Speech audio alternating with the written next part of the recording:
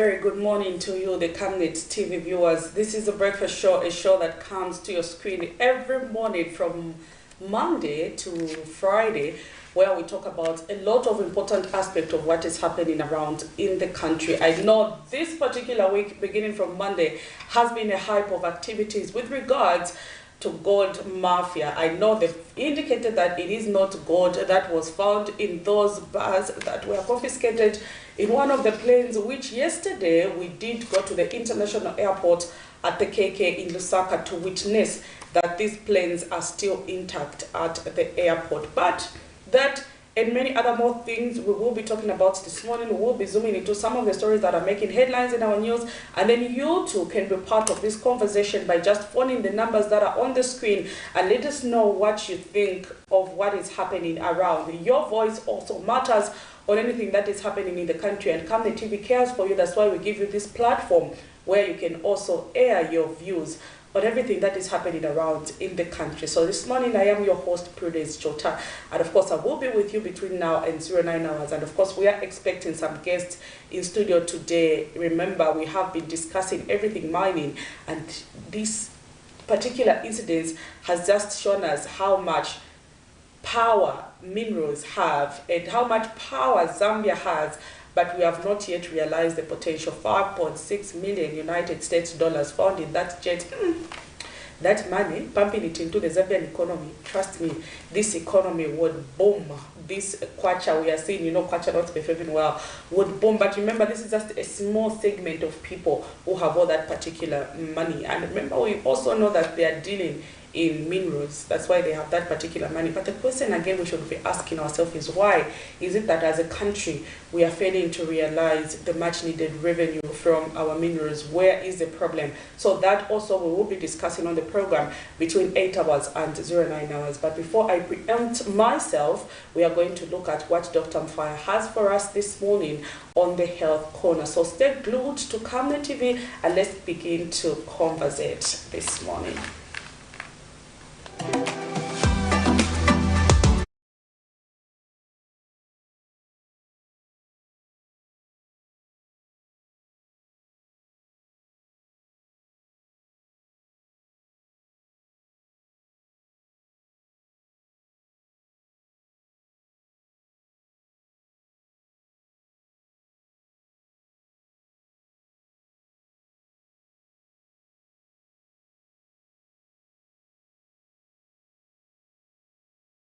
Good morning viewers, welcome to today's Health Corner. I'm your presenter, Dr. Lila Mkoka. This week we have been looking at deep vein thrombosis, in which we mentioned that it is a disease that is caused by the formation of a blood clot in the deep veins of the body, mostly affecting the leg. Some of the symptoms that we mentioned included pain on the affected area, swelling on the affected area, and also discoloration, numbness, and warmth of the leg. So yesterday we looked at the risk factors, which included modifiable risk factors and non-modifiable risk factors. The modifiable risk factors were smoking, obesity, pregnancy, the use of contraceptives or hormonal therapy, and also immobilization like being bedridden or traveling long distances. Another thing that can also put you at risk is surgery. The non-modifiable risk factors we looked at included age of more than 60 years, gender, affecting females more than males, and also genetic conditions that cause mutations to the DNA and predisposes you to high risk of coagulation of your blood. And also talked about the autoimmune diseases. We said, so yesterday we finished off by looking at the diagnosis of deep vein thrombosis, in which we mentioned the Well score, which is a diagnostic criteria that is used to grade the probability of you having deep vein thrombosis, in which we mentioned that the score of more than 2 means that you're more likely to have deep vein thrombosis. So continuing on from yesterday's diagnosis, in which we mentioned the Well score, we have other investigations that can also be used for diagnosis. The first one being the blood test, which is a D-dimer test. The first one being blood test, which is a D-dimer test. D-dimer is just a fibrin component of the blood. So if you have high levels of D-dimers in your blood, it means you have high chances of having a clot in your bloodstream. But there are also other conditions that can cause or that can lead to an increase in D-dimers in your blood. These include liver pathologies and also myocardial infarction, which is death of the heart muscle. Other investigations that you do include radiological tests like Doppler ultrasound, which is pretty much a scan that is used to locate where the clot is. And the other thing you can do is a CT or MRI venography, which both of them also are more advanced tests that are used to locate the clot in your body. So what are some of the treatment options that are available? There are three main goals of treatment. The first one being prevention of reoccurrence of another clot. The second one is preventing the clot from getting bigger. And the third one is preventing the clot from breaking off and traveling to other parts of the body. Like we mentioned yesterday on the complications, we said that if a clot moves to another part of the body, it can become a life-threatening condition like a pulmonary emboli, which we mentioned yesterday. So these are the three main goals of the treatment. So on the treatment, we have conservative management, which includes the use of compression socks. So these are socks that are worn to help improve the circulation of blood in the affected areas. It prevents stasis. Another thing is ambulation. Ambulation helps you exercise your muscles, and when you exercise your muscles, it causes contraction of the muscles, which helps propel the blood to the heart from your veins. So under ambulation, it is very important that if you have a patient who has a chronic illness and they're bedridden, it is important for you as a bedsider or for you as a caregiver to help exercise the extremities, actually the legs. You can do simple exercises just on the bed to help prevent the formation of the blood clot. And if at all you have if you're traveling long distances, it is important that while you're traveling, at some point in your journey, you take a break, you take a walk around the surrounding to help improve the circulation of the blood in your legs. Some of the medical options that we have is the use of blood thinners, such as anticoagulants or thrombolytic medication. When it comes to surgical options, we have what we call inferior vena cava filter, which is a device that is placed to trap clots that are moving in the vena cava. Yeah. We have what we call the inferior vena cava filter, which is a device that is used to trap clots that are traveling through the vena cava.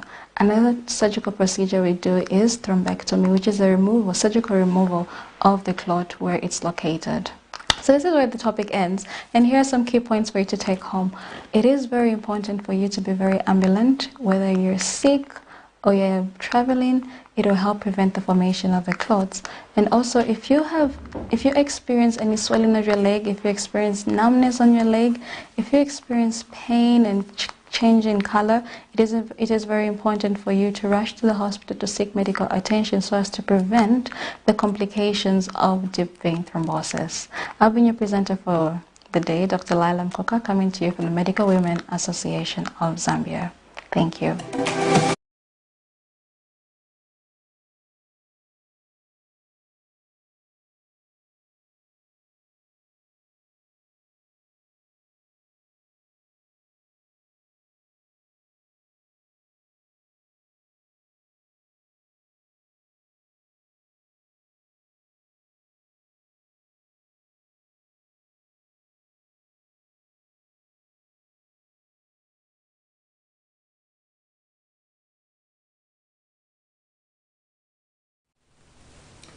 Deep thrombosis, and that was today's topic from the doctor. I hope we have learned one or two things from what she said.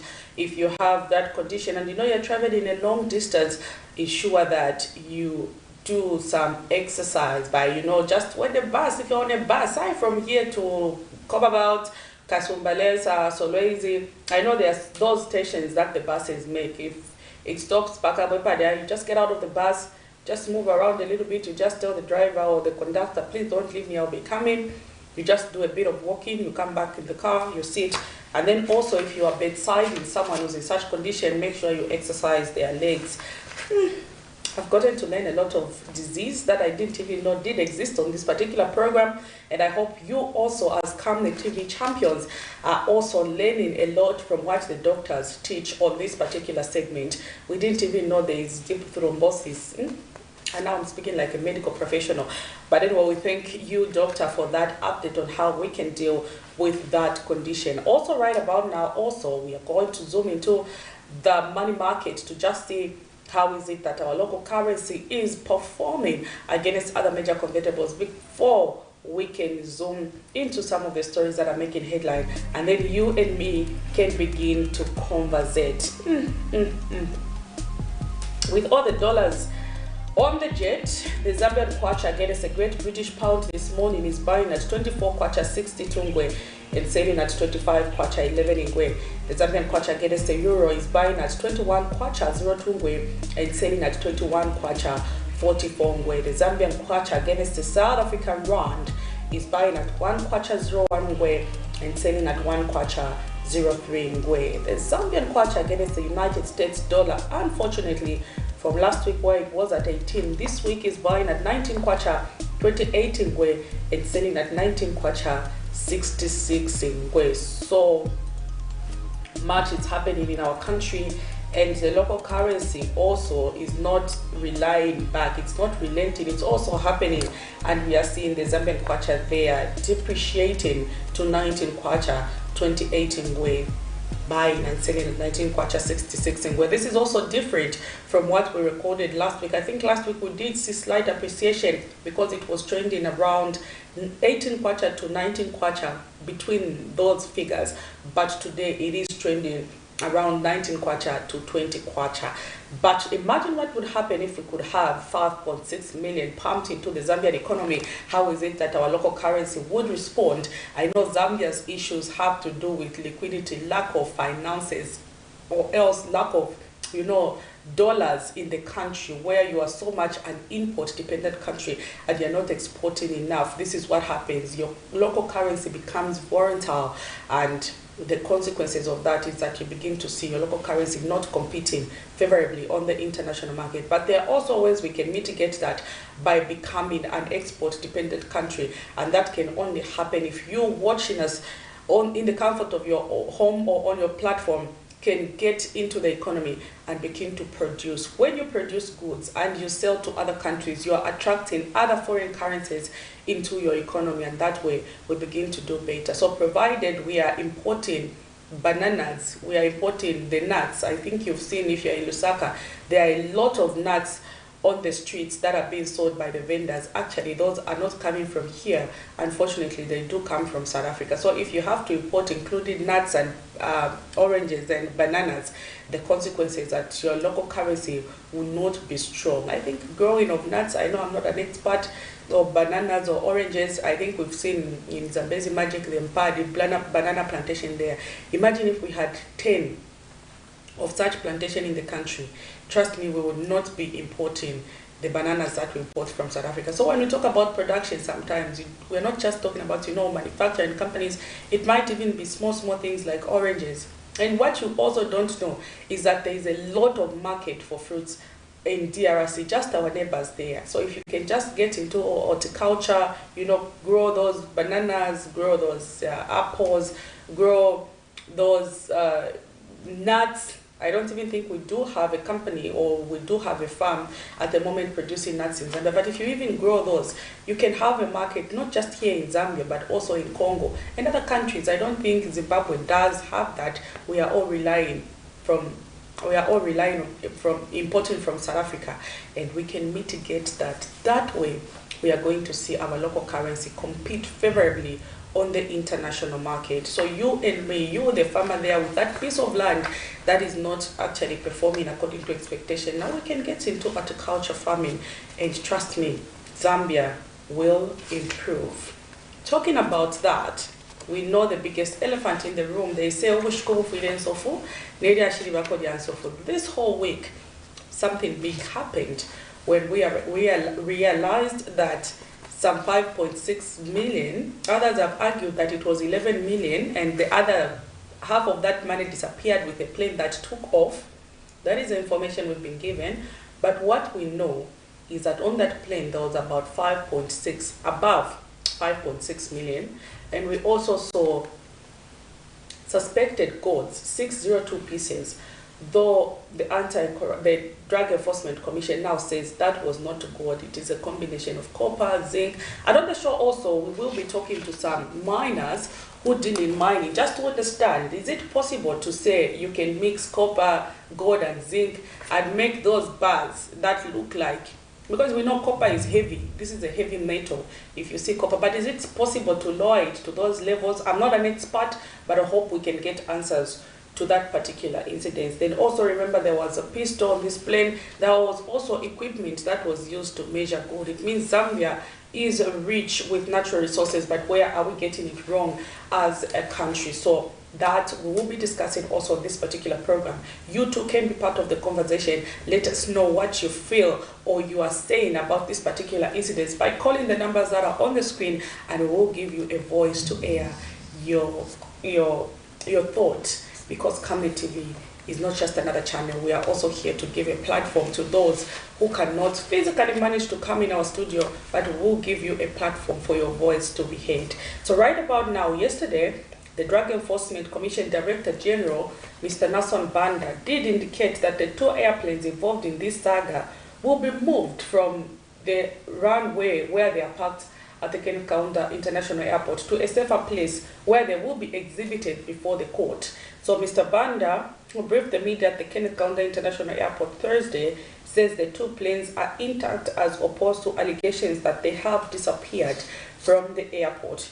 Mr. Banda says the matter will soon be taken to court as investigations have reached an advanced stage. Let's zoom into this story that made headline in our news yesterday from DEC, and let's just get to feel what is it that I'm talking about this morning.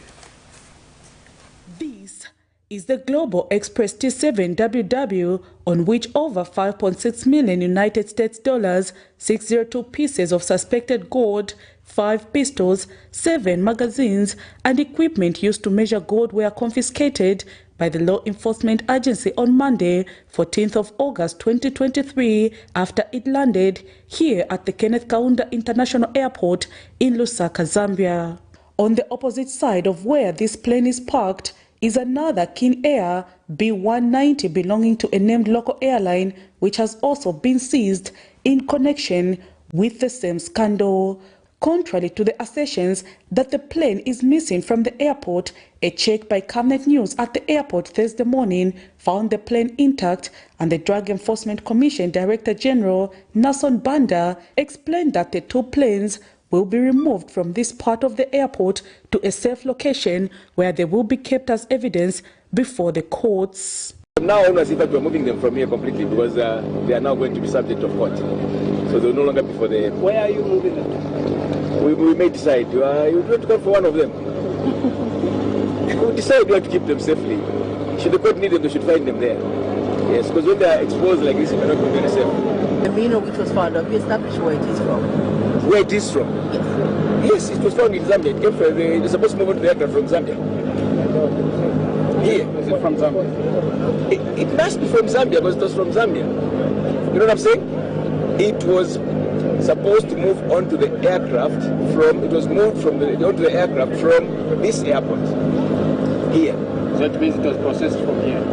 Yeah, I don't have peace of mind. Who it was authorized? moved onto the aircraft from here. The rest of the details you get them when you get into court very soon. Meanwhile, Mr. Banda says the matter will soon be taken to court and that the names of all those involved will soon be publicized as investigations into the matter have reached an advanced stage. And convey the message to the people of Zambia that nothing has gone missing. They are here. We're going to appear. We are taking this matter to court very, very soon. Then all the details will come out. And that's all that I said. We arrested one more person today. Yesterday we were at 13, which means now they're supposed to be 14. How many females, how many males? They're all males. For now, the incident has left more questions than answers, and the people of Zambia are curious to get to the bottom of the matter, considering that huge sums of monies are involved while the economy grapples with lack of liquidity. Prudence Chota, reporting for Camnet TV News. There you have it. That was Mr. Nason Banda updating the media at the Kenneth Kaunda International Airport. Journalists were yesterday so fired up in asking questions, and among some of the questions that were asked is, where did these minerals come from? And if you hear from Mr. Banda, he did say the plane was about to take off from Zambia, meaning they came from here. So what we know at first was that the plane came from Egypt, they landed at the airport. But also remember, there is that small airline that is involved. So the minerals were supposed to move from the big plane into the small one. And remember, that one is a local airline. So who knows, where was the local airline about to go? Was it about to go somewhere in Zambia, one of the provinces? Is this the case? Is that where the 5.6 million was supposed to be taken? We don't know about that, but investigations into the matter are ongoing. It's actually interesting. We would want to know, where was the local airline en route to? Those who answer us some of the pressing questions that we have been asking regarding this particular issue. Because if that's a local airline, definitely after loading into that small plane, it was supposed to travel in one of the provinces in Zambia. And the reason why that is the case is because everyone is looking for what Zambia has, the precious minerals that we have. But let me hear from you. What do you think is the reason why, as a country, we are not benefiting from our own natural resources? Despite all the attention that Zambia is now attracting, remember, Zambia has got gold. Gold, when you have gold in your country, you are a powerful country. Look at Botswana. They do have gold, and look at how much development is going on in that country as compared to Zambia, which has got all the minerals. Talk about now sugilite, one of the most expensive mineral on the market, is right here in Zambia. Talk about nickel, talk about cobalt. We are also being told we have lithium, and remember, the Ministry of Mines for now has banned any mining of lithium and of sugilite, because these two metals are very important, and they're trying to come up with policies that will guide how we mine this particular mineral. So Zambia is rich, yet we are one of the poorest countries on the continent. One of, I'm not saying we are the least, but one of. The poverty levels in Zambia are above average, which is about 60%. Majority of Zambians are living in poverty, but in their povertiness, they are sitting on thousands and thousands of US dollars, because some of these minerals is found in rural areas where we least expect. Now, Northwestern Province we know has minerals. Southern Province, even in the land where they could not farm because of, climate change. If you have been following the weather patterns in the past, Southern Province has mostly been hit by drought. Animals were dying. People were suffering. Only to know that they have minerals. They have all these precious minerals. Because if you cannot look to agriculture, you have to look to other means. And now they have mines, meaning they can look to mining. Just like on the copper belt. Some parts of the copper belt you can't plant and, fruit, your crops come up. But they do rely on mining as their source of income. But that can also be extended in other provinces. But yet these provinces are one of the poorest. Look at Luapula. Luapula, if you go there, if you've been to Luapula, you would agree with me that it looks like a rural area. Like when you reach there, you literally be asking, is this Luapula? But this is where sugilite is. And sugilite has been mined for the past 2 years. We've had people who've been mining sugilite just there in Luapula. But look at how many poverty levels are there in that particular province. And this is one province where we have a lot of beans grown in Luapula. But away from that, we now have sugilite. Look at how blessed our country is. But it is sad to actually realize that we are one of the poorest countries on the continent, when we can have 5.6 million United States dollar fly on the plane. You too can be part of the conversation, but also something interesting did happen yesterday. A joint investigative team detained Lusaka businessman Shadrach Kasanda for alleged involvement in the alleged gold and millions of dollars that were impounded at Kenneth Kaunda International Airport. But this information, though, is not verified, because from what we know is we've not been told anything from the law enforcers as to why Mr. Kasanda was arrested. But we know he is a businessman. At one point in South Africa, he was arrested in 2017 in connection with gold.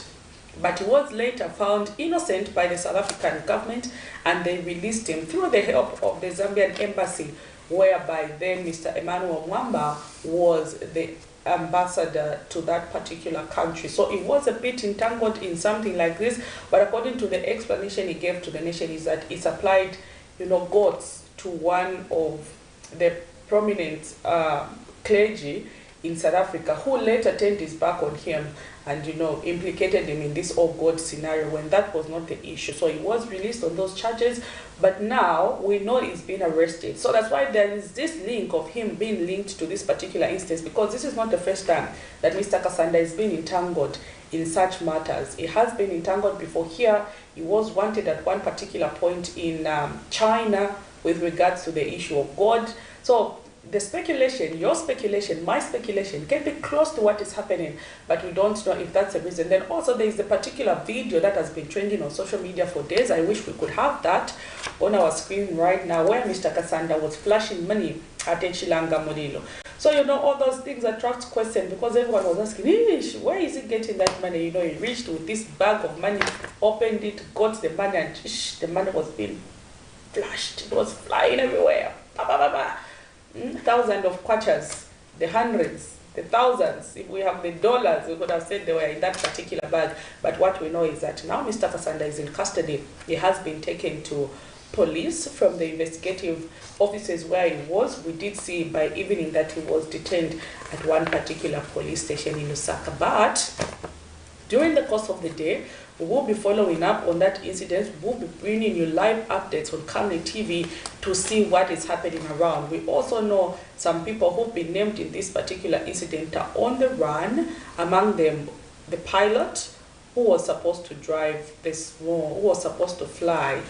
small airline. He has been on the run, but I'm not sure if he's the one who was arrested, because yesterday Dek also gave us an update to say one particular person has been arrested. So let's see this story that my colleague Nelson Zulu brought us yesterday with what was happening at Mr. Kasanda's residence.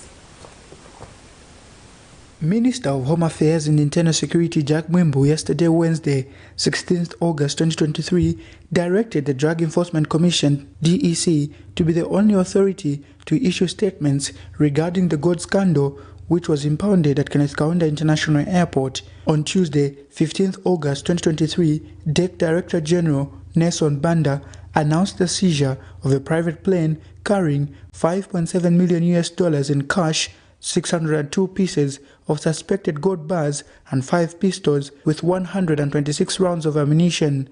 But different to what was revealed by the Commission, Mines Minister Paul Kabuswe later on Tuesday in the afternoon announced that the minerals found in the seized chartered aircraft are not gold but a combination of copper and other minerals. As the Court of Public Opinion awaits proper answers on the scandal, a Lusaka businessman, Shadrach Kasanda, has been detained by a team of joint investigative officers after they allegedly raided his residence at around 03 hours. On Thursday, the Camnet TV news crew that rushed to the scene found some of the family members outside the premises as the investigative wings were conducting their search. Kasanda, who recently kept social media buzzed when he flashed money at Chilanga Mulilo, could not comment at the time he was being detained from his residence, but the family members tend to ask questions. We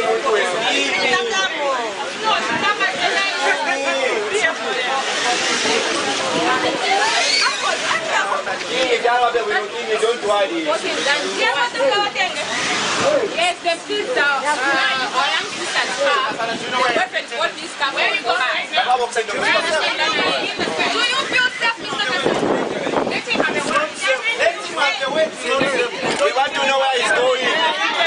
We want to know where he's going. Where are you going? We want to know where he's going.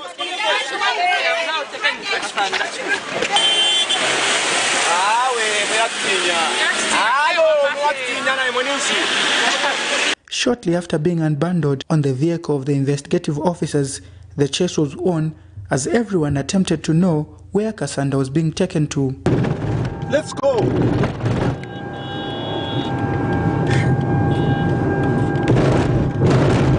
By broadcast time, Kasanda was reportedly being interrogated at the Joint Investigation Team offices in Lusaka. While this action is happening at the time the UPND administration is celebrating its 2 years anniversary, is it also time to have the Access to Information Bill enacted? The Court of Public Opinion, for now, can wait on the next action the authorities are going to provide. Nelson Zulu for Camnet News, Lusaka. There you have it. That was Mr. Kasanda, a businessman. They have been taken to the Drug Enforcement Commission offices for interrogation. Remember, we don't know why he's being interrogated, but we have some rumors that it might be in connection with the fake gold scandal. But remember, I've been reading comments around, and among some of the prominent comments I'm seeing are people saying, leave Mr. Kasanda alone, he's a businessman. Others are saying in Zambia, being rich now is risky, because if you have money, the law will be on your head even when you've committed no crime. You, our viewer there, let's get to hear what your comment is in this particular incident. Do you think maybe Mr. Kasanda is being wrongly prosecuted because he was seen some few weeks ago flashing money at a Chilanga Molilo? It's a happy occasion, family has come together. Hey, you are my relative, I was for you. Maybe that was Mr. Kasanda's intention. Or is it that he is really involved in this particular incident? Looking at in the past, he has been entangled in some gold incidences before. Away from Zambia, we saw that in China, we saw that in South Africa, we saw that in other countries. Is it that it might be that it is true, he is linked to this particular incident? Then I also saw a comment from Equity Party leader, Shilufya Tayadi, who was saying, actually Mr. Kasanda is saying he is a whistleblower in this particular incident, but how is he being prosecuted?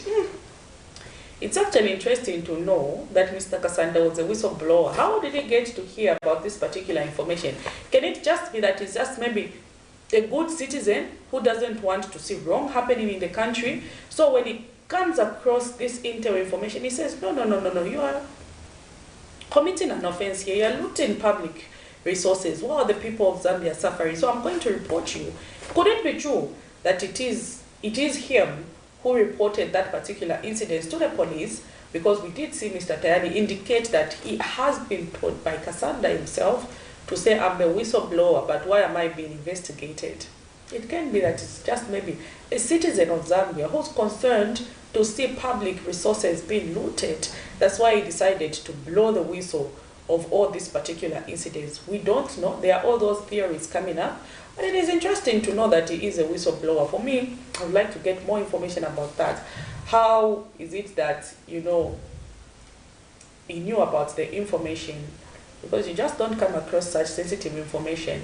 Or is it that it was an aspect of betrayal, so he decided to report them? Or he's just a good Samaritan who's trying to be there for the country. You too can be part of the conversation on some of these stories making headline. But we'll continue to follow that story, and we'll be bringing you update on it. And of course, in studio shortly, we will be joined by some people in the mining sector, where we will be discussing some of these issues that pertain to the mining sector, more especially for small-scale and medium miners. It can be that these guys involved in this particular incidents are just small-scale miners. It is possible. They might be small-scale miners, but of course you can say, no, small-scale miners, how can they make all that particular money? If you're a small-scale miner, you package your minerals very well. Remember, you add value to them. It's possible that your minerals can sell at a higher price out there. So we will be talking to this association just a few minutes from now. But between now and then, let's get to conversate on these particular issues and some of the stories that made headline in our news yesterday. Then also, remember there is this issue now that has been happening over Lusaka City Council failing to pay their workers. But this is where I have a problem with this particular incidents. Remember, Lusaka City Council was having issues with collecting levy in Lusaka due to the fact that the markets were being run by cadres. And some of those who were running this market, we are seeing them now appearing in court for obtaining money by false pretenses. And huge sums of monies have been mentioned in this particular incident. But now the Lusaka City Council has taken control of these markets, but they are failing to raise enough revenue to pay their employees. Where do you think there is a problem here? Then also remember, just last year, the Lusaka City Council did employ, in fact this year, they employed quite a number of people in councils across the country, Lusaka inclusive.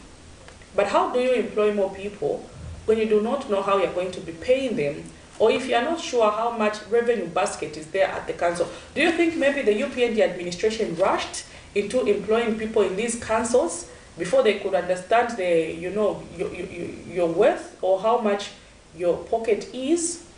But also, what is happening to the money that is being collected in these markets? But remember, we have quite a number of markets here in Lusaka. We have, Lima Tower, we have Lumumba, we have Millennium, we have, name them, we have quite a number of bus stations here in Lusaka. And also in Mumakombo, there are bus stations. I remember when I used to get on a bus from, I think, Motendere, when I stayed in PHI, I would board a taxi there, come to Mtendere, and then get on a bus. Where we used to load from the bus that goes to Chilende, there are guys there who collect money. And these are cadres. When you say there's no cadreism, I wonder why people even say that. So even now, if you go there, and those who are watching me would agree with me, in Mtendere, at the bus stop, including where they load for town, there are guys there who collect money. Per bus that loads from that particular spot, they get a 40 kwacha per bus. And then a day we have quite a number of buses that load from there.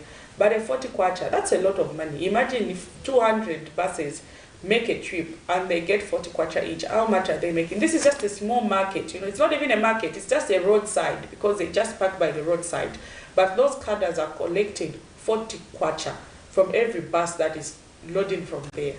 And then we have now the big bus stops. So what is stopping the Lusaka City Council from obtaining enough resources that their employees can go for 4 months without getting their salaries? And I have a lot of questions. And I hope one day the minister will give us a platform where we can ask some of these questions. But anyway, that is what is happening. So the strike at the Lusaka City Council yesterday entered day 2. We visited Lusaka City Council and we found that officers were not working. And we go in the office, they were just saying, you'll not find anyone because people are not working. They are still on go slow. Let's zoom into this story that made headline in our news yesterday.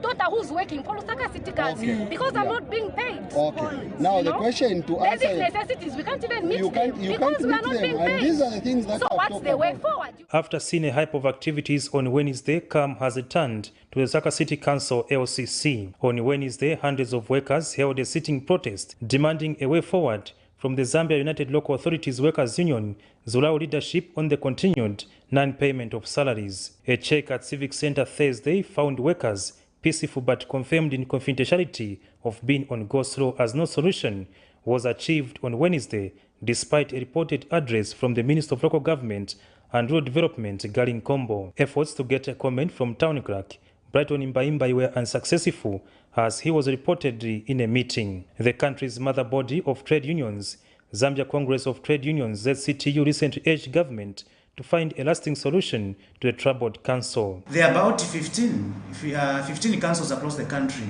who haven't been paid, and we want to urge government to come in so that these struggling councils are bailed out. The non-payment of salaries at LCC continue on the backdrop of anticipated increased revenue collection by the institution after remove of cadres in its facilities such as bus stops and markets. The Local Government Service Commission in 2022 equally carried out a human resource audit to ascertain numbers and competencies in a quest to bring efficiency in revenue collection. Therefore, such occurrences at LCC bring into question the potence of the exercises done using taxpayers' money if the institution cannot pay its employees to deliver services to the public in Lusaka. More so, implementation of the decentralization policy through increased Constituency Development Fund, CDF. For Camnet News, Afias Kaptula, Lusaka. There you have it, day 2 of the strike at the Lusaka City Council. This time, they are not striking like yesterday, where you see a small group. They've just decided they will not be in their offices, they will not work.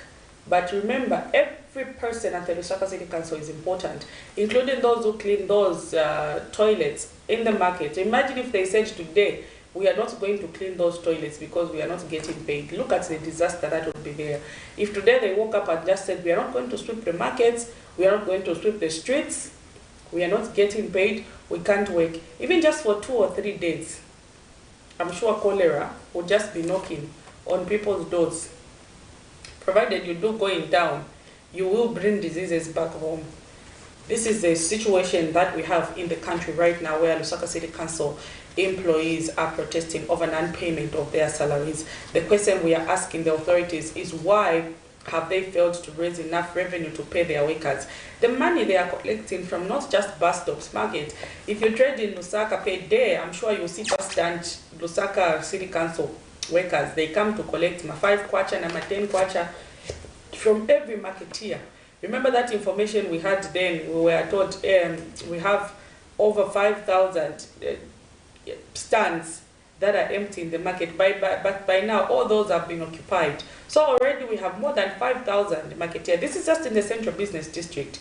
But in other places as well, we have marketeers. And every day they pay 5 kwacha. So imagine all those marketeers times the 5 kwacha they pay. Some of them pay 10 kwacha. Just multiply that by that. How much is it giving you? Away from maybe collecting money even from bus drivers before we even get to that. But despite all these revenue envelopes, Lusaka City Council is still not having money to pay their workers. The question is, where is the money? So this is what we are trying to find out, and I hope by the end of the day today we will get answers to some of these questions. We want to know where the money from the Lusaka City Council, the money they collect in the central business district, is going. I remember one time in the previous administration, the then Minister of Local Government did indicate that we have actually some councils in the country that are managing to pay their workers from the revenue that they make. Among them, they gave an example of Kapiri Ponshi. When I heard that, I was really laughing, because having come from that particular place, and then I know they don't have so much revenue streams. If you look at Kapiri Ponshi, it doesn't even have like a proper coordinated bus stops where you can collect enough revenue to pay your workers. But through the money that they are collecting in markets and stuff like that and other initiatives, they are enough, or they are making enough resources to pay their workers. And their council has quite a number of workers. But now with Lusaka, with all these revenue streams, they are failing to pay their workers. Where can be the problem? We have a problem here, and we demand answers. Hopefully by the end of the day, we will be able to bring you some of those answers. We are hoping we can speak to Secretary to the Treasury. Remember, the Minister of Local Government, Gary Kombo, also did indicate that they've written to the Treasury requesting that they give them about 40 million so that they can clear the pay for the workers. So we are hoping we'll get an answer as to why the Treasury has not yet released that money.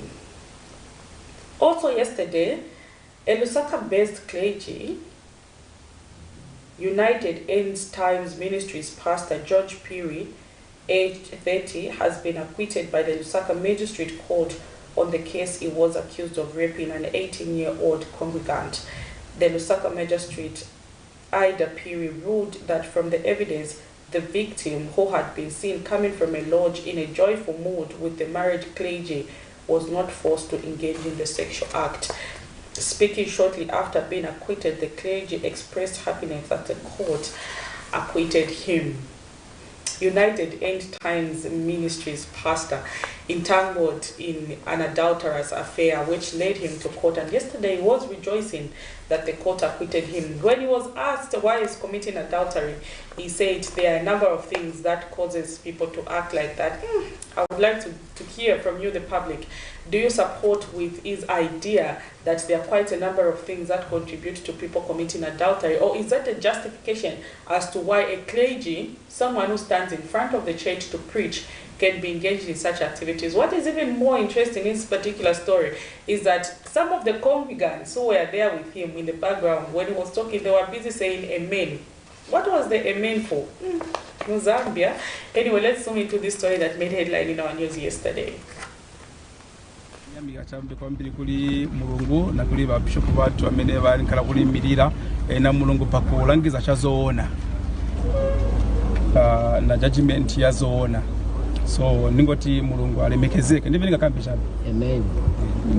Bati bazoona kuti mnamugwira uja mwana sinamugwire be ni bedtime mugwira muntu pendiri pa ngakira ati anavomera. Yes, anavomera. Is there a relationship? Yes, relationship, very good relationship. Yes, how many years relationship? In about 3 years so. Okay. Wakazi wa nsonzo iziba? Benze kuiziba ninkani amene zibika na madamu ninkani yo zibika. Izo zibika. Kambeso. Yeah. Namtaforgive kudala. Namtaforgive kudala. Vimashtika. So manje relationship ingapitilize olo inasila kudala. Kulibe veninga kama pale this time because siningasiwe mind ya muntu monga according mwevenza nakalipa vanga kalipa mwini wake then siningazive but only God and namwini wake mchiko kwa mtima but kulile dibe problem. Manje papa why mama preaching akuti ni kunkana na mkazi umoja why mwenzi na wakazi babili? Si wakazi babili kupa kama malizo la mashitika mu nyumba sometimes you can marry second wife. So mwanzo funa mkwatila the second wife? Yes. But muzaku no pitiliza na relationship yaka ena. Sini muzako ali this time around mana kamba kudala and really best access na eve and since the guys na eve so what can I say? Why mfuna wa second wife? It's okay. Adbanja so. Why mfuna wa second wife? Mwena kambia kudala kulimalizo la mashitika manyumba sometimes. I mean mangalingese kuti nokwate second wife. I don't think so, it's a sin. So wakazi wanu waliko kuno? Bali kunyumba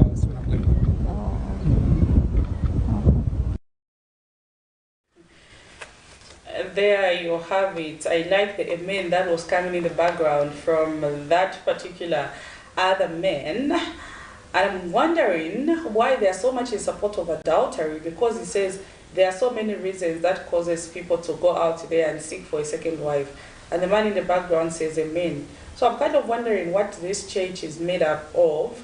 If I told the man who stands in front of the pulpit can just actually come out boldly and say, there is nothing wrong in what was happening. And what is even more disgusting is that the clergy's wife knew about the affair for 3 years and she kept quiet. Women knew we are strong. You have to hide all that about your husband. And I'm sure this relationship was not even being hidden from the congregants because they all seem to know what was happening when they say amen in the background. But I just don't know where we are going as a country. But anyway, I think Peterson, that's why he says, I'm sure, yes, because the name of God is now being used in vain. I don't want to really judge the clergy because judgment is not up to me, it's up to God. But from what we are seeing, we cannot fail to say that is not right. That is wrong. You can't be a clergy leading people at the same time openly committing adultery and admitting that there are reasons why you did that. There is no particular reason, I think, in this world that is above the word of God, because the Bible is clear on the instructions it has given us on how we should live. Even the Bible itself is, the teacher, the master, because it has everything contained in it. Lastly, on the stories that are making headlines in our news yesterday, the Lusaka High Court has set September 7th, 2023 as the date to hear former First Lady Esther Lungo's application on whether or not the matter involving 15 double-store flats is property before court, having been commenced by way of a notice of motion. The former First Lady submitted that the relief sought by the state to have the flats in question forfeited to the state is premature. Remember, the First Lady is appearing before the court because they are saying those flats are worth about 23 million, while the income for the First Lady was only 3 million. So if you see the gap, where did she get the money to construct those flats? So the state is requesting that those property be forfeited so that it becomes that of the state. So on the 7th of September, the First Lady will know the fate in this particular incident. Let's zoom into this story, even as we allow our guest this morning to say it.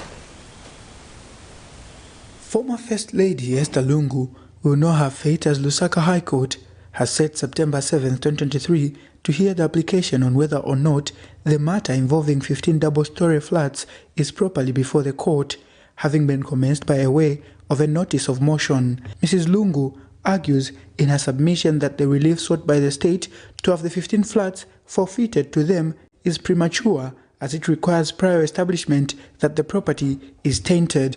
The former First Lady is seeking the court to declare whether or not the matter is properly before the Economic and Financial Crimes Court because of the fact that the said court, constituted by the Chief Justice through Statutory Instrument No. 5 of 2022 as a division of the High Court, is contrary to Article 133, 2 and 3 of the Constitution of Zambia, Amended Act No. 2 of 2016. In this matter, Director of Public Prosecution DPP has applied to the Economic and Financial Crimes Court, High Court Division, to have the seized 15 double-story flats allegedly belonging to Esther Lungu forfeited to the state. But according to Emmanuel Kondowe, a senior investigation officer at the Drug Enforcement Commission Anti-Money Laundering Investigations Unit, Esther contracted 15 double-story flats and other associated facilities at a cost of 24,256,434 kwacha against a non-income of 3,104,487 kwacha. Meanwhile, the former First Lady submits that the action has been commenced by way of originating notice of motion, which is contrary to provisions relating to the prescribed mode of commencement of action. When the matter came up for hearing Thursday, 17th August 2023 morning, before the Economic and Financial Crimes Court, Lusaka High Court Division, the state asked the court for more time to prepare its reply to the former First Lady's notice and raised a preliminary issue. Esther Lungu's lawyer, Charles Changano, says the court will on September 7th, 2023, hear Esther Lungu's preliminary issues raised as the state did not manage to reply. So the state did not reply to the preliminary issues. So we have given them time. They requested for an adjournment and we have given them time. We have not opposed that because we want them to attend to the preliminary issues, the constitutional reference and the preliminary issues. So the matter has been adjourned. The court has allowed that. Being in the first trial court, the matter is coming on the 7th of September for hearing of both preliminary issues which the interested party has raised. Yes, one constitutional one and two preliminary issues. The matter has been adjourned to 7th September 2023 for a hearing of both constitutional reference and the preliminary issues which the interested parties have raised. Nelson Zulu for Camnet News, Lusaka. Former First Lady Esther Lungu will know her fate as Lusaka High Court has set September 7, 2023 to hear the application on whether or not the matter involving 15 double-story flats is properly before the court, having been commenced by a way of a notice of motion. Mrs. Lungu argues in her submission that the relief sought by the state to have the 15 flats forfeited to them is premature, as it requires prior establishment that the property is tainted.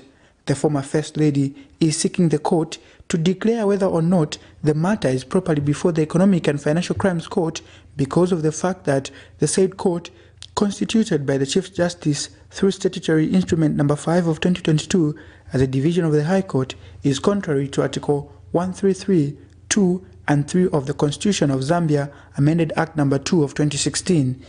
In this matter, Director of Public Prosecution. There you have it. That was an incident regarding the First Lady, former First Lady Esther Lungu, where on the 7th of September 2023, she will know her fate regarding the 15 flats that the state is seeking to possess. Remember, they've indicated that those flats are worth 23 million kwacha, yet the income of the First Lady in this particular 6-year period was only 3 million. So the state argues that there might be some, dubious transaction involved, because where did she get all that money to build those particular flats? I think I remember even at one particular incident, we did hear information that actually those flats were being constructed by the president, but he just used his wife as, if you, for lack of a better word, you can say surety, or he just used the wife to have the properties constructed while they were being done by the president. So on the 7th of September, we will know the fate regarding that particular incident. Remember also, the First Lady is expected to start appearing before court in a matter where she gave $400,000 to a niece to keep for her after the 2021 general election. So some interesting aspects coming there from the court, but we know the biggest elephant in the room are issues that have to do with mining. We've seen some people now, the number has gone to 15, being arrested for being in possession of 5.6 million United States dollars, and also some purported fake gold comprising of copper, zinc, and other minerals that were mentioned by the Minister of Mine. I'm not an expert in that area, but of course in studio we have experts in mining, and I have the Vice President for the Federation of Small-Scale Miners of Zambia, Madam Pauline Mundia. Madam, good morning. Good morning. Thank you so much that you can join us on the show this morning, where we are discussing mining and issues that pertain to mining. I know we were also supposed to be joined by the president for the small scale, for the women in mining, who unfortunately has been not able to make it due to some reasons, but I know we will be having a wonderful conversation this morning with regards to this particular topic. So we are discussing mining for small scale miners. But on a lighter note, before we go deep into our discussion this morning, I don't know if you're able to pick up this question, but just on a lighter note, the fake gold scandal, I don't know if you've heard about it. I know you've mentioned that you are not in the country, but I don't know if you've been following what is happening. You have been following what is happening around? Not really. Sure. Yes, but yes, to some extent. To some extent. So I just wanted to find out, so the people who do mining, those bars that were confiscated on that plane, we've now been told by the Ministry of Mine that it was a combination of copper, a combination of zinc and other minerals, and they wanted to fake them to look like gold. Maybe I just want to find out, we know copper is a heavy metal. Is it possible that copper, zinc and others can be mixed to form bars? The bars that were confiscated on that plane. A human being is a very sophisticated person. He can do anything. See, because people make fake gold, something that looks like gold and it is not gold at all. Yes. I like it when you say a human being is a sophisticated person and they are able to do anything. Let's move into the conversation this morning. There's a list that I am looking at right now on my gadget, and this involves some of the penalties that small-scale miners have been slapped with for non-compliance, according to the Ministry of Mines. So on the list that I have here, I have quite a number of companies, and charges are ranging from 90,000 kwacha to 270,000. This is what the small-scale miners are being made to pay as penalties for non-compliance. As a Federation of Small-Scale Miners in Zambia, your members have been slapped with some of these charges.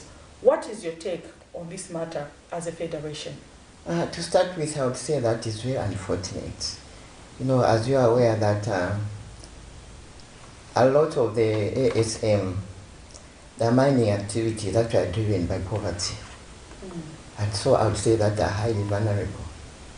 And in most cases, they are not able to comply. They are not able to comply, much as they would want to comply, but then circumstances actually force them not to comply. Because the most important thing is food on the table. So now the other things like, compliance or paying whatever rates or taxes, it's really not an issue. But though they're supposed to do that, they have that obligation. But then it is the circumstances beyond their control. When you look at our mine policy, the present mine policy, in terms of developing or helping the ASM, it's not there, because the ASM has to look for their own money to develop the mine. They cannot go to any bank, because when an ASM goes to the bank, the bank will say, any financial institution will say, small-scale mining is a high-risk business venture. And especially those that are involved in gemstone, because gemstone is very difficult to quantify the reserves, because most of the veins are actually in pockets. It's not like in base metals. And also in terms of marketing, we don't have any marketing mechanism at the moment, apart from the precious metal, which is gold. But then how many people are in gold? And yet most of them are in gemstones, some are in copper, in manganese, where there's no marketing mechanism at the moment. So the charges, you are saying they are too much? Maybe if the ministry reduced the charges, would your members still pay for non-compliers? Or how would you have suggested the ministry could have gone about handling this particular matter? I think the best thing could have been the ministry to engage the Federation of Small Scale Mining Association to find out why our members are not able to comply. I think that should be the first thing to do. See? But then I know that the Ministry of Mines are aware of the challenges because most of the challenges are all documented. See? So, but then it's an issue. Here I would say that it is a two-way issue. See, as the ASM, as the operators, we have a role. We have that obligation to comply and pay whatever rates we are supposed to pay. But then also the Ministry of Mines, the government, have a role to provide an enabling environment in terms of promotion and support the sector. Which your sector is not receiving? We are not receiving anything at the moment. We are not receiving anything. See? And then, one thing that people should realize is that the artisanal miners, most of the artisanal miners, especially the unlicensed ones, they are the ones that discover the minerals. When they discover the minerals, what happens now? The government comes in, and then our big brother, the large scale, come to take over to start managing them. But then we also appreciate that the government has actually considered the need of the locals to have a stake in this natural resource. So there is a provision for an artisanal mining permit. Yes. But now somebody who has got an artisanal mining permit cannot access any funds from any financial institution. To start with, one, they don't even have bankable documents. They don't know how to do one because most of them are villagers. I'm looking at the list right now and I'm telling myself, so we have all these. I don't know if they are 300, if they are 400. We have all these small scale miners in Zambia. So where could be the problem? So I asked the question to say, maybe if these fees were reduced, would your members be able to pay? Yes, if the fees were reduced, because one thing is which we don't understand is that we don't even know how the Ministry of Mines came up to that figure, that high figure. Yes. And I'm still repeating that the best thing was for the Ministry of Mines to engage us. Then we are going to discuss, and find something that was going to be workable, both for the government and for the ASM. Instead of them just slumping that big amount. See? And to most of the ASM, actually, it is giving them sleepless nights, and some of them are even getting sick because they can't really imagine where they're going to get that kind of money. Where they're going to get 270,000 to pay the Ministry of Mines. It's beyond their reach. It's beyond their reach. See? It's beyond their reach. To start with, they're not able to mine because their operations are not mechanized. Most of the operations are actually full-time manual. And when you are doing anything manual, it takes a long time. Last week, I did host on the program the Director, Cadastre Department at the Ministry of Mines, Mr. Samuel Mango, who indicated that when people break the law, they should be penalized for doing that. That is what he said. And he says the fees are okay, as this in the future will act as a deterrent for small-scale miners not to continue breaking the law. That was according to the director. Is this the best way to compel these miners to follow the law, the way the ministry has done it? And they are saying once we do this in the future, these people are going to be complying now because we are teaching them a lesson on this particular matter. But the way this particular issue has been handled, is this the best way? I don't think really it's the best way. See, because they're trying to discourage the locals to participate in the mining industry, which is very, very unfortunate. See, because these resources that God has given us is for us to benefit. But now, since the window has been given to the locals to benefit, but then the government, instead of finding a way to overcome those challenges, because I think the most important thing is the government should come up with a way. How can we overcome the challenges? Because the challenges are there and they're well documented. How do we overcome the challenges? See? Because once the challenges are overcome, I can assure you, a lot of ASM will be able to be compliant. They'll pay because they know that they have that obligation, and they know that they have to contribute to the economy of Zambia through paying those rates and other charges which we are required to pay. So I just want to give an example of other African countries. I just want to give the example of Ghana, and of course the Minister of Mines has been to Ghana, the government has been to Ghana, and have seen what is happening there. I've been to Ghana myself several times, and I've had meetings with the ASM there, and the ASM that are in Ghana, they are not as poor as the Zambian ASM. The reason being, the government has provided a market.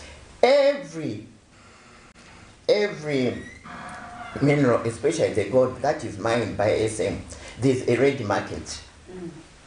It's actually the market right in the mining area, and there's the equipment. See? So most of the operations are either fully mechanized or semi-mechanized. So everything is done right in there at the mining site. So what the ASM does is that you will go to the equipment supplier, as long as got a license, get that equipment at 50%, because the equipment supplier knows that there is a market within the mining area. So after he has produced, he will sell and pay back the balance. But in our case, there's nothing like that. We have to fend for ourselves. We have to use our own savings, family savings, for us to invest into the mining. But then, is that enough? The answer is no. And no, we've been lobbying with the government, we've been engaging the government that it's high time that the government came up with that kind of support.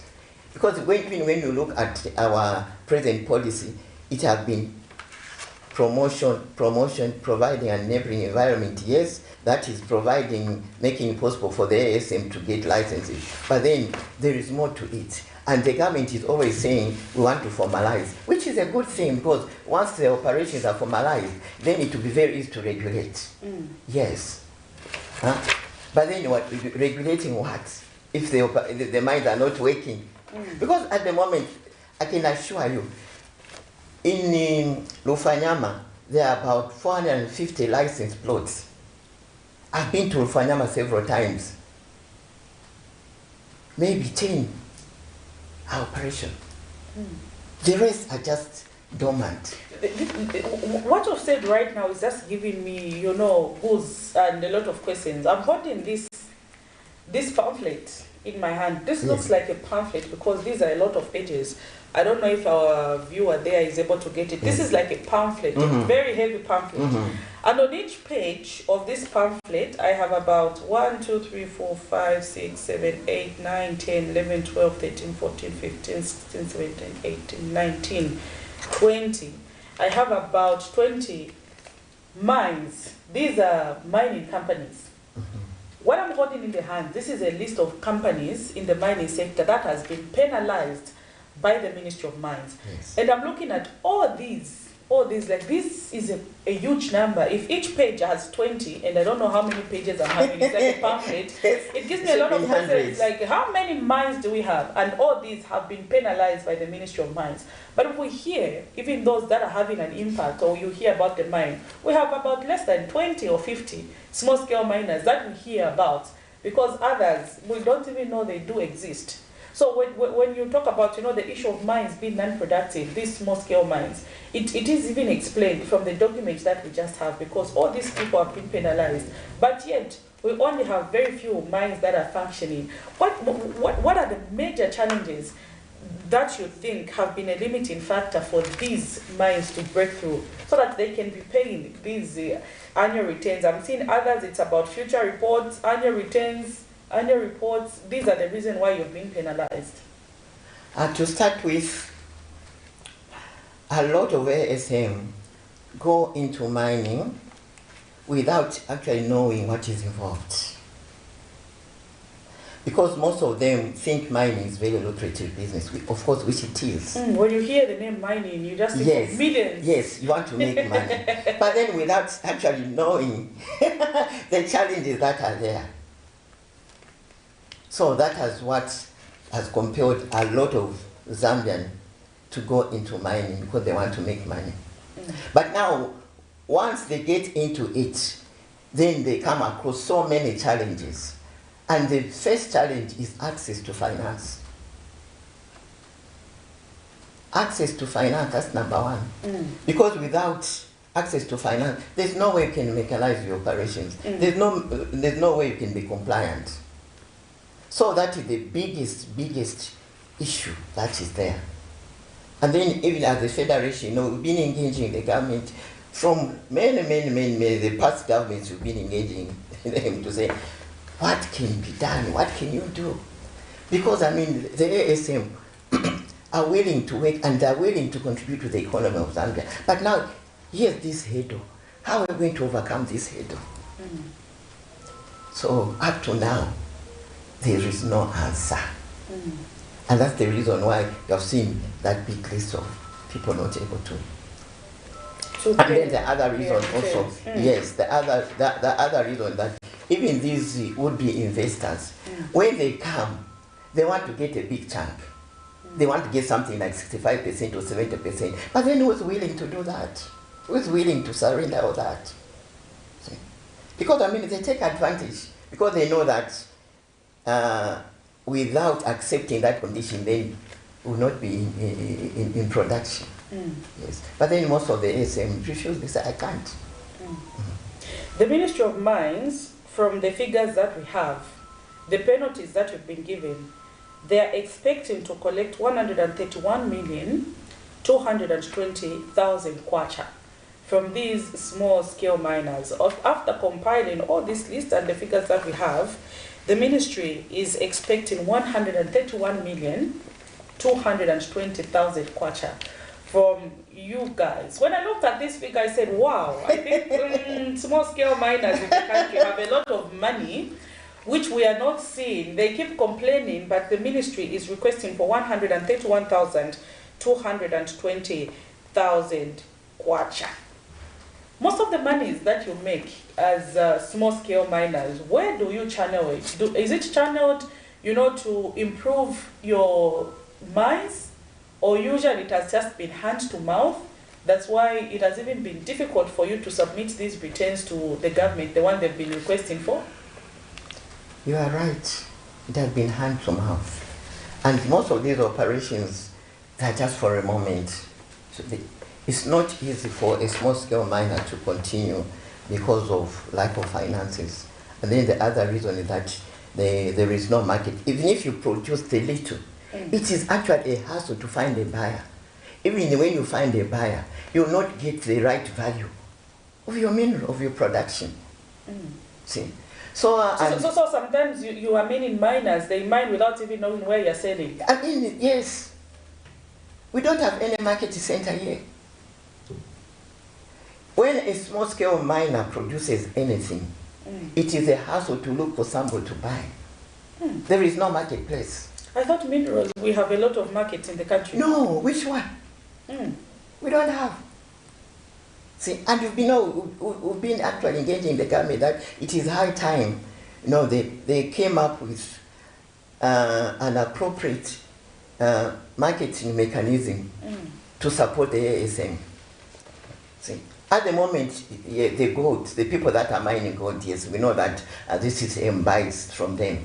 But then what about the other minerals? Because most of the ASM are in gemstones, and gemstones are all over the country. What about those that are mining manganese in Mukushi, Serenge? What about those that are mining manganese in the of Wapola? There is no market. See? So they get peanuts out of their sweat. So if only the government would actually come up with that, an appropriate marketing mechanism to sort out, to cater for the ASM that are mining gemstones and those that are mining other base metals, even for those that are mining copper. It is a hassle. See, most of our big brothers, they don't get they don't buy the copper from the ASM, and most of these ASM that are in copper, they end up selling to the Chinese, and you know the story about the Chinese market. I know also the fact that they are one of the biggest buyers of our minerals in the country. We are going to talk about their market very soon, but I'm just going to call for a short breather so that we can just have some water. Unfortunately, today my floor manager could not even put tea on the table. This is a breakfast show, and we are discussing the challenges and the charges that have been slapped on the small-scale miners. The Ministry of Mines has released a list. What you're seeing in my hand is a list of small-scale miners who's been slapped with various charges, ranging from future reports of 2023 to future reports and mineral returns to other factors that have been necessitated by lack of them being compliant. And most of them, it has just been on the issue of annual returns, future reports, and mineral returns, which they have not been fulfilling. So they have been slapped with several charges, starting from 90,000 kwacha to 270,000 kwacha. You're a small miner and you're being told to pay 270,000 kwacha. Where would that put you in the next few years or months from now if you have to pay this huge amount of money? This is what we are discussing, and of course in studio I am joined by the Vice President of the Federation of Small-Scale Mining in Zambia, that is Madam Pauline Mundia. So stay tuned, we will be back. Let's just take a short break. Get all the latest updates in court news only on Camnet TV. We take you and make you feel part of the court sessions through our in-depth coverage of the adjudication process. Get informed on those who have been arrested, delayed and denied the police bond or bail victims, persons taking plea, court adjournments, verdicts, and those administration issues in the judiciary. Camnet TV is on channel 274 on DSTV, channel 25 on GoTV, and find us on channel 106 on Topstar. You can also follow and give us a like on our social media platforms. Camnet TV, not just another channel.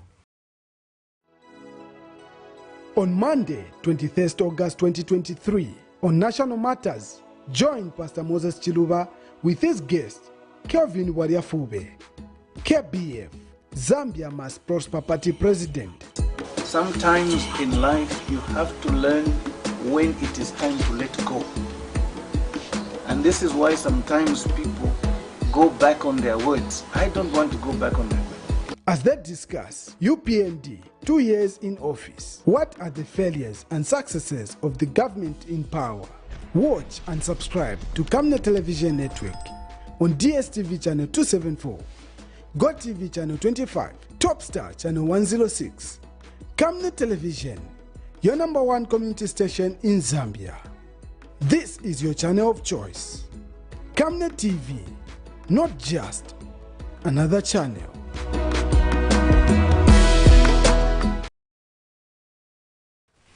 There you have it. Thank you so much for still staying tuned to Camnet TV. Talking on things mining, we know mining has been making trends on social media with a lot of buzzing and a lot of things happening in our country with regards to mining. Remember, some people right now are in custody because of mines and minerals that have to do with Zambia. 5.6 million United States dollar was confiscated from one of the airlines in the country that had come to trade in minerals. Zambia is rich, Madam Mundia. Zambia is so rich. Zambia is so rich, eh? And now, when I was thinking about this issue, I'm making an analysis and I'm saying 5.6 million US dollars. That's quite a substantial amount of money. Yes. And I know it's only a small group that is just trading in small minerals.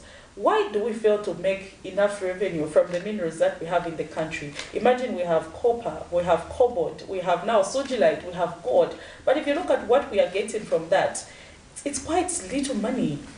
What do you think has been the reason why we are not making enough resources from our natural God-given resources? Thank you very much. That's a very important question. Yes, actually, many people have been asking, but why is Zambia so poor? One of the poorest countries on the continent. Yes, I think the reason is being the policy is what determines, the prosperity of any country.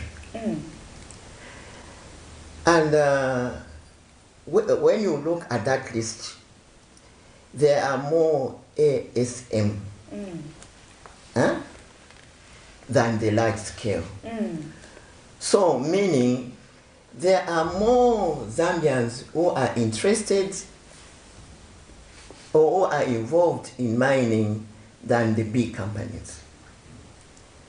So if the many were well supported, if there was a proper system to develop ASM, I can assure you Zambia will not be what it is now.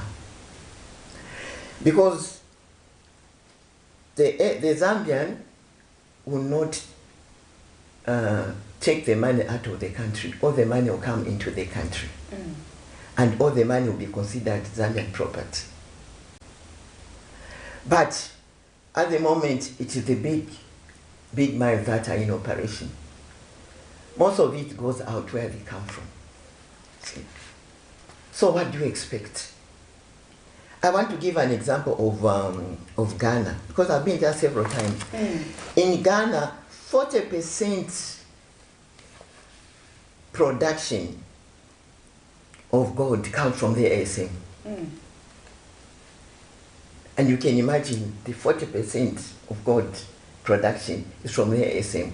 So how much do the ASM contribute to the economy of Ghana? A lot. So now in our case, there are so many of us there. We are in hundreds, maybe it could be in thousands. If the thousands were just even at 10% production of first quantum, maybe just 10% of the total, they were producing just a 10% capacity of first quantum.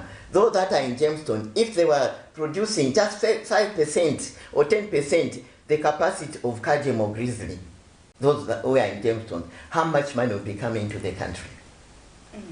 A lot of money. Will Zambia still be considered poor? No. And then the other thing is, most of these operations are carried out in the remote parts of Zambia. And the same remote parts of Zambia, the ones that have the poorest people. Yes. So now it will mean that if this sector was well developed, and one thing that the people should realize is that this sector, the ASM, has got the potential to become the chief cornerstone of rural economic development.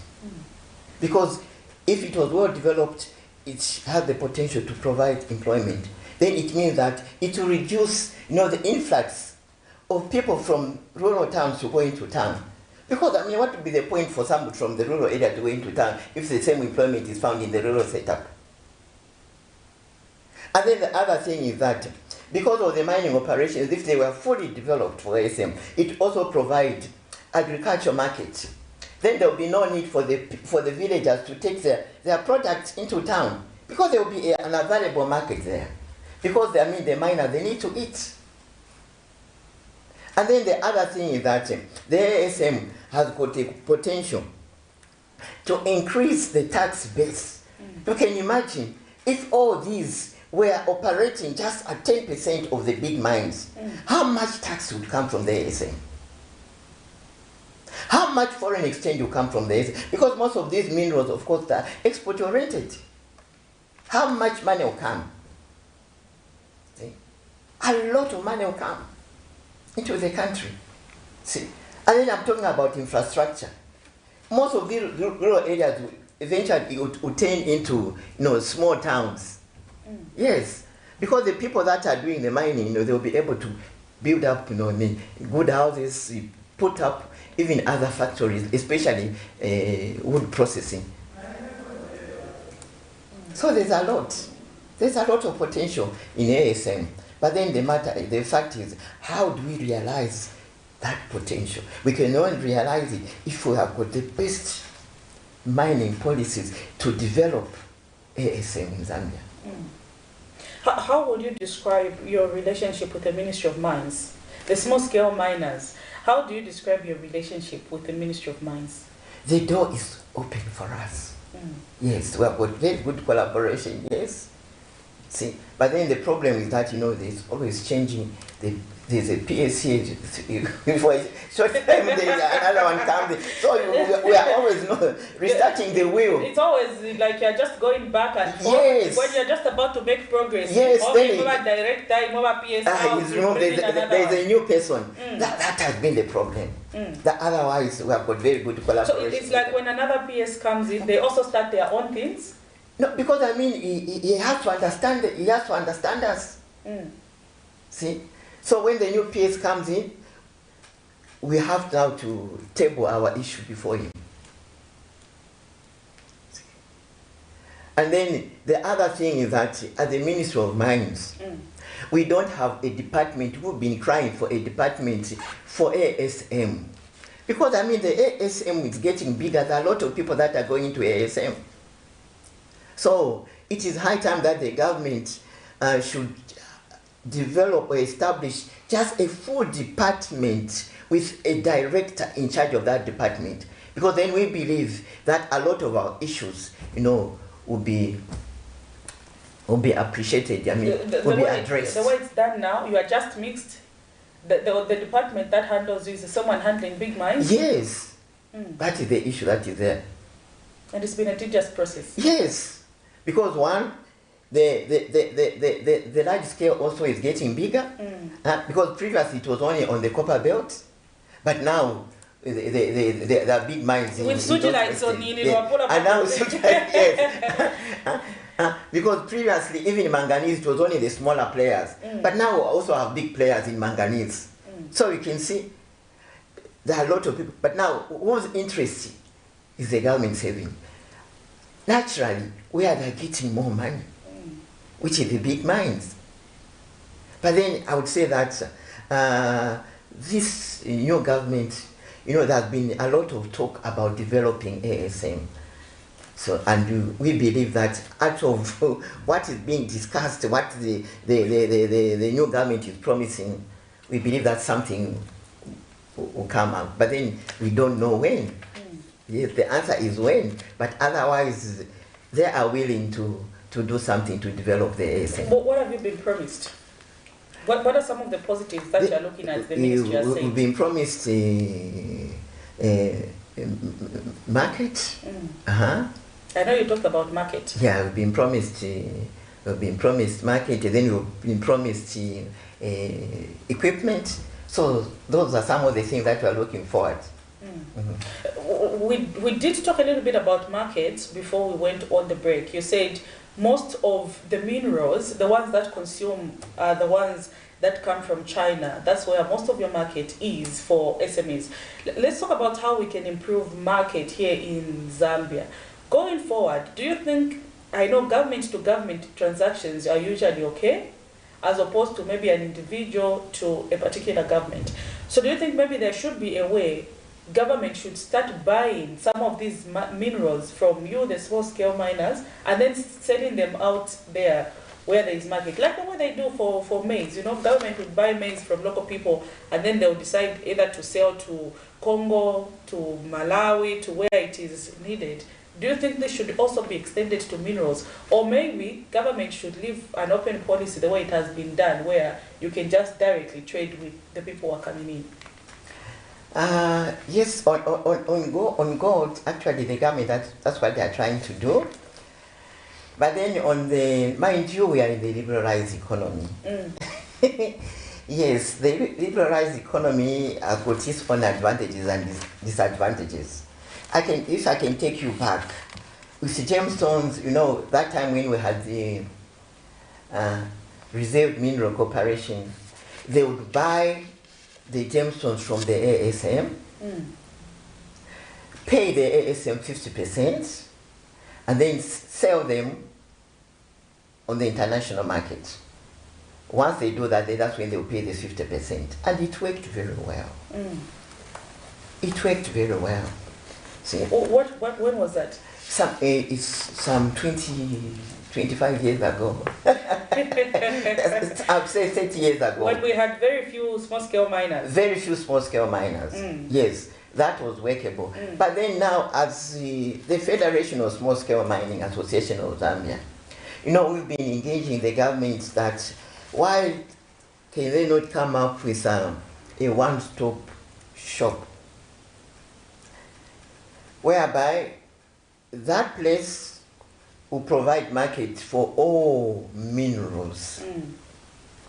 In that place, we should have ZRA. We should have the bank. Then the Ministry of Mines also to do the valuation under one roof. That would be the best. Because then the buyer would come, you do the transaction because there will be a bank right there, and then the valuation is done right there, the payment is done right there under that same roof, and then ZRA also is there to receive the mineral royalty and all the other taxes. Do you think it would make a lot of miners run away? I know the issue of paying taxes has been one of the challenging aspects. No, they will not really run away, because right now what ZRA is doing actually is bringing awareness on the importance of paying tax. And a lot of our members are appreciating the need of paying tax. So they will not run away, because they know that in doing so, they're actually contributing to the economy of Zambia. Very important aspect, because I know issues of taxes have been a challenge when it comes to, you know, companies paying taxes to ZRA. Others would just rather they are making money without even paying taxes. So that's why I said, you know, where there's this umbrella of all this is happening, and then ZRA is also seated there waiting for you to do transactions. Don't you think others would rather sell on the black market than come on board? No. You know, it is an issue of mindset. We need to overhaul the attitude towards tax, which is very, very important. But then I can assure you, with the workshops that ZRA is doing throughout the country, the reports that we are getting from members that they are appreciating the need of paying tax, because it's very, very important. Because it's only us Zambians who can develop our country through paying taxes.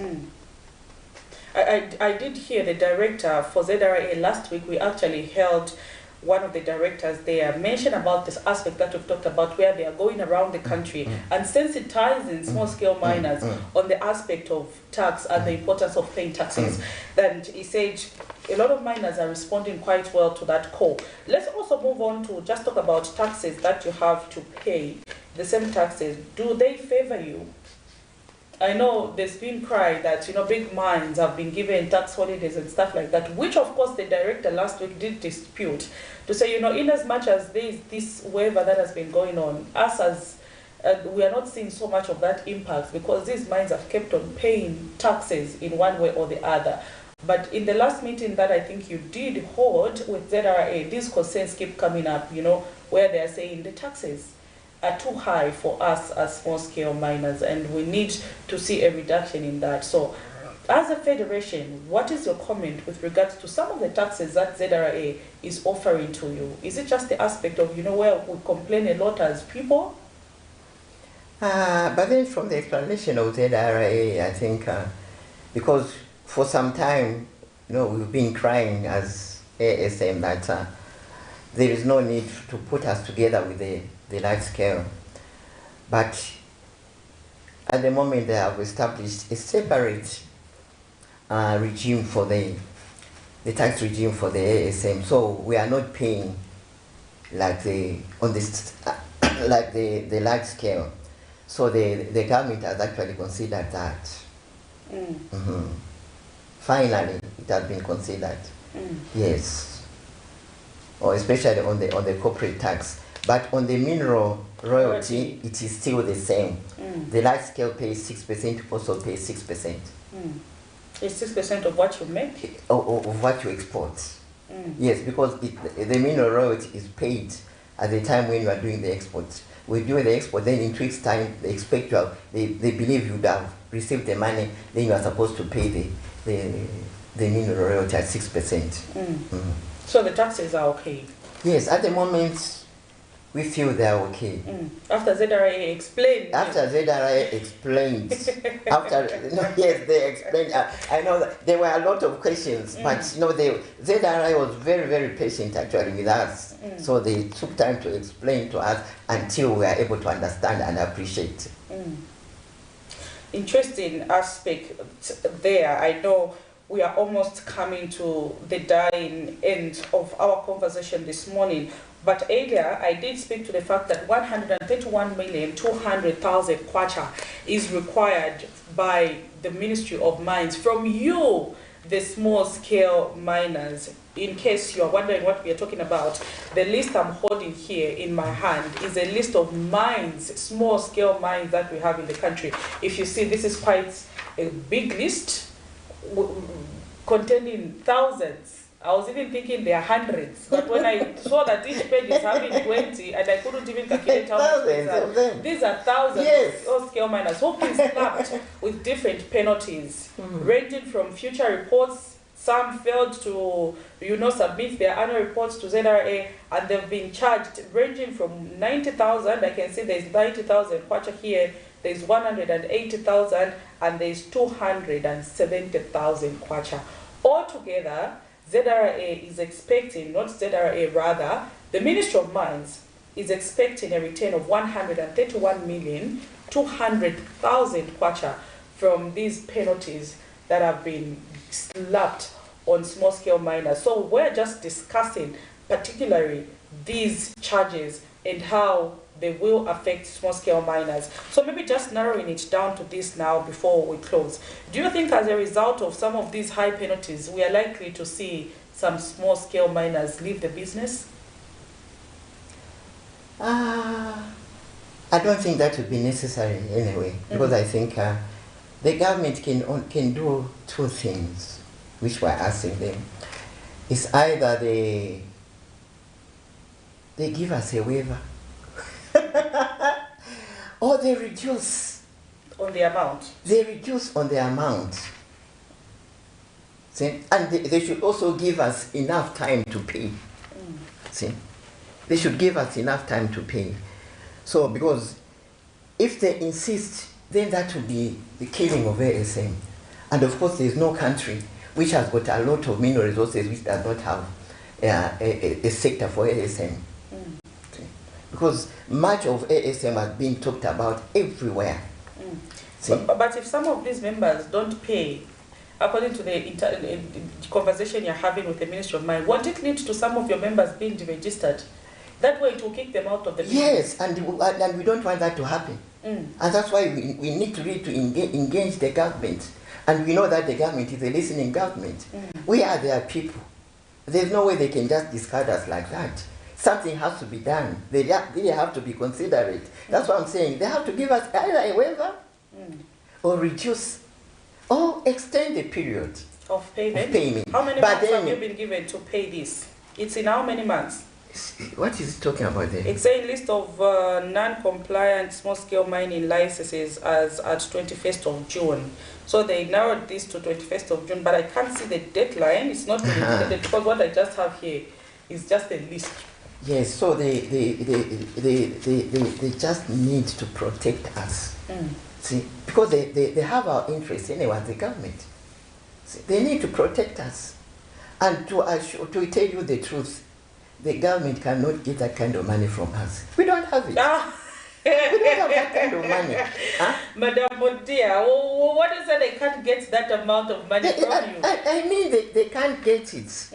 131,200,000 kwacha is what government is requesting from this particular list that is in my hand, from the small-scale miners, failure to which some of these might be deregistered. Yes, I mean, we don't have that kind of money. As I've told you that ASM, most of them are villagers. Where would they get that money if they cannot afford to have food on the table? Really? Can they pay the government 90,000 kwacha? It's not possible. See, and then like the issue of not submitting returns. The people that are in the village, they don't have the facility. I know that the government has produced, has established the online kind of... the online system, yes, where you can yes, online pay, yes, online... But then the people in the village, do they have the facility? Network is a challenge. To start with, they don't even have the smartphones, because you should have an appropriate equipment for you to do the submission. Those are some of the things that the government really has to consider. That it is not out of just sheer of not being compliant. There are a lot of things that are involved. So those are things that we want to table before the government, and the government has to consider some of them. I know that they cannot consider everything, but then to a certain extent they really have to. There's halfway you can come to an agreement. Yes. The future of small-scale mine, where do you see it? Where do you see your future as small-scale miners? Where we are going? Give me a picture of the next 2 years, 3 years, 5 years, with the new administration that we have in place. With the new administration, I would say, like the common saying to say, there's light at the end of the tunnel. We have 2 years of the UPND in government. Yes. We are analyzing their 2 years in government. According to your sector, how have they fared or how have they performed? How would you rate them, and where do you see yourself in the next few years? The most important thing that there is an open door for us. We can see the minister whenever we want to see the minister. We can see the PS whenever we want to see the PS. So we are assured of that open door. And every time when we have a meeting with them, they're saying the new government is doing this. Have got a good program, and there's also the Mineral Commission. They are saying that they are introducing the Mineral Commission, which will work favorably for the ASM. And we are eagerly looking forward to that.